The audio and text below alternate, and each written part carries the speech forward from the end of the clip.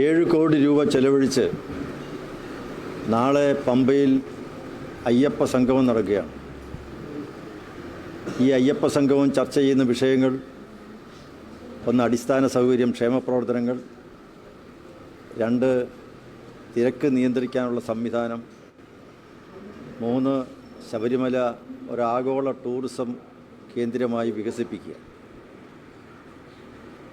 ഈ 3 കാര്യങ്ങൾ സംബന്ധിച്ച് വളരെ വ്യക്തമായ രൂപരേഖകൾ ദേവസ്വം ബോർഡിൻ്റെയും സർക്കാരിൻ്റെയും മുമ്പിലുണ്ട്.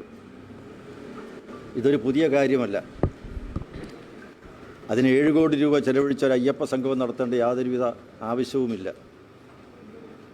അവിടുത്തെ അടിസ്ഥാന സൗകര്യങ്ങൾ വികസിപ്പിക്കാൻ, അവിടെ എത്തിക്കൊണ്ടിരിക്കുന്ന കോടിക്കണക്കിന് അയ്യപ്പ ഭക്തന്മാർക്ക് ആവശ്യമായിട്ടുള്ള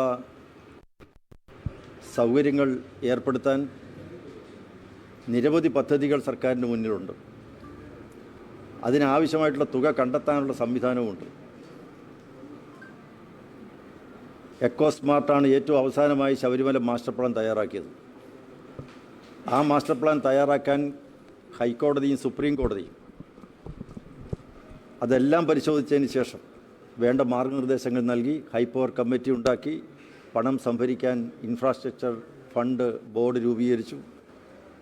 ഇതെല്ലാം അവിടെ വ്യവസ്ഥയുണ്ട്, സംവിധാനങ്ങളുണ്ട്, സൗകര്യങ്ങളുണ്ട്. പക്ഷേ ഇതെല്ലാം നിലനിൽക്കെ ഒരു 7 കോടി രൂപ ചെലവഴിച്ച് ഇപ്പോൾ ഇത്തരത്തിലൊരു അയ്യപ്പ സംഗമം നടത്തേണ്ട ആവശ്യം എന്താണ്? നാളിതുവരെ കൈക്കൊണ്ട നടപടികൾ സംബന്ധിച്ച്, ശബരിമല വികസനം സംബന്ധിച്ച് ചെലവഴിച്ചിട്ടുള്ള പണം, കിട്ടിയിട്ടുള്ള പണം, ഇതൊക്കെ സംബന്ധിച്ച് ഉള്ള വിവരങ്ങൾ വെളിപ്പെടുത്താൻ സർക്കാരും ദേവസ്വം ബോർഡും തയ്യാറുണ്ടോ? അത് സംബന്ധിച്ചൊരു ധവളപത്രം പുറത്തിറക്കാൻ തയ്യാറുണ്ടോ? കാരണം വളരെയേറെ പണം കിട്ടിയിട്ടുണ്ട്, നിരവധി പദ്ധതികൾ നടപ്പിലാക്കാൻ ശ്രമിച്ചിട്ടുണ്ട്. കേന്ദ്ര ഗവൺമെൻറ് തന്നെ ഏതാണ്ട് 300 കോടിയോളം രൂപ ശബരിമലയുടെ വികസനവും അടിസ്ഥാന സൗകര്യങ്ങൾ ഏർപ്പെടുത്തുന്നതിന് വേണ്ടി ഉത്തരവ് നൽകിയിട്ടുള്ളതാണ്. പക്ഷേ അതൊന്നും വേണ്ട വിധത്തിൽ വിനിയോഗിച്ചിട്ടില്ല എന്നുള്ളതാണ് രേഖകൾ പരിശോധിക്കുമ്പോൾ മനസ്സിലാക്കുന്നത്. അതുപോലെ തന്നെ ഈ ശബരിമലയിൽ എത്തിക്കൊണ്ടിരിക്കുന്ന ഭക്തജനങ്ങളുടെ തിക്കും തിരക്കും നിയന്ത്രിക്കാൻ വളരെ വിദഗ്ധന്മാരായിട്ടുള്ള ആളുകൾ ഇത് സംബന്ധിച്ച് വേണ്ട പ്രവർത്തനങ്ങൾ നടത്തിയിട്ടുണ്ട്. ശബരിമലയുടെ പ്രശ്നം ഇതൊന്നുമല്ല.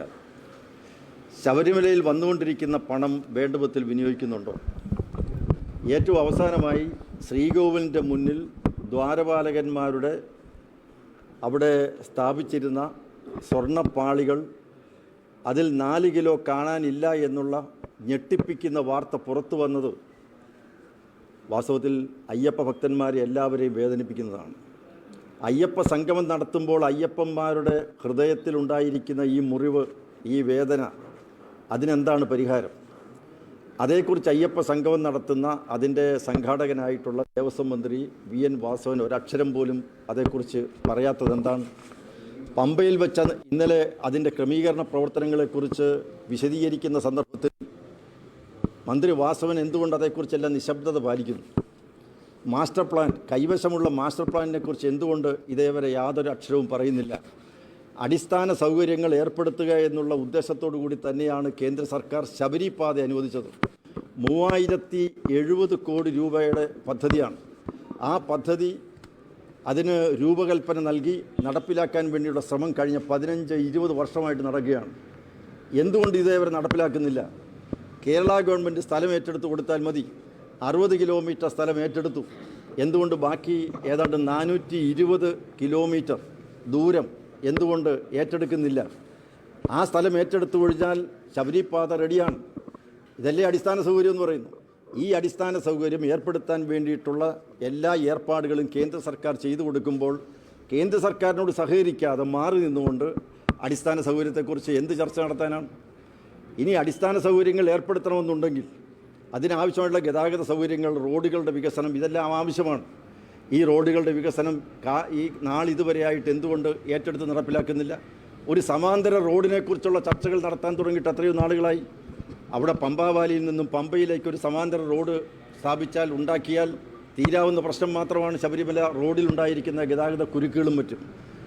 പക്ഷേ അതിനെക്കുറിച്ചൊന്നും ഇന്നേ വരെ ശബ്ദിക്കാതെ യാതൊരു വിധത്തിലുള്ള ചർച്ചകളും നടത്താതെ എന്തിന് ഈ തരത്തിലുള്ള ശ്രമങ്ങൾ നടത്തണം? മാത്രവുമല്ല, ശബരിമലയിൽ ഏറ്റവും അധികം പ്രശസ്തമായൊരു പദ്ധതി ഉണ്ടായിരുന്നു, പുണ്യം പൂങ്കാവനം പദ്ധതി.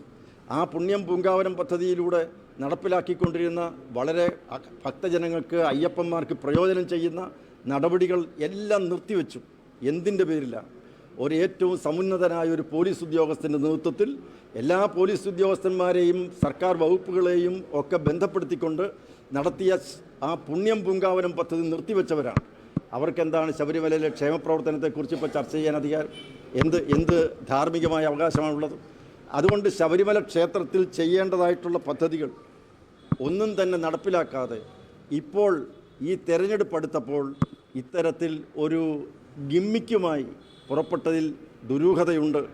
അതേസമയം അവിടെ നടന്നിരിക്കുന്ന ക്രമക്കേടുകളെക്കുറിച്ച്, തട്ടിപ്പുകളെക്കുറിച്ച്, അഴിമതികളെക്കുറിച്ച് ഇതേക്കുറിച്ചൊന്നും അന്വേഷണം നടത്താതെ അതിനെക്കുറിച്ച് നിശബ്ദത പാലിച്ച് ഇങ്ങനൊരു അയ്യപ്പ സംഗമം നടത്തുമ്പോൾ അതിൻ്റെ ദുരൂഹത വർദ്ധിക്കുകയാണ്. അതുകൊണ്ട് തീർച്ചയായും എന്തൊക്കെ കാര്യങ്ങളാണ് ഇതുവരെ ചെയ്തത്? അയ്യപ്പ സംഗമം നടക്കുന്നതിന് മുമ്പ് ശബരിമല ക്ഷേത്രത്തിൽ നാളിതുവരെ ഇപ്പോൾ ചർച്ച ചെയ്യുന്ന 3 വിഷയങ്ങൾ സംബന്ധിച്ച് നാളിതുവരെ ഇത്രയും നാളും എന്ത് നടപടി സ്വീകരിച്ചു? അതിനെക്കുറിച്ചൊരു ധവളപത്രം പുറത്തിറക്കാനാണ് സർക്കാർ തയ്യാറാവേണ്ടത്.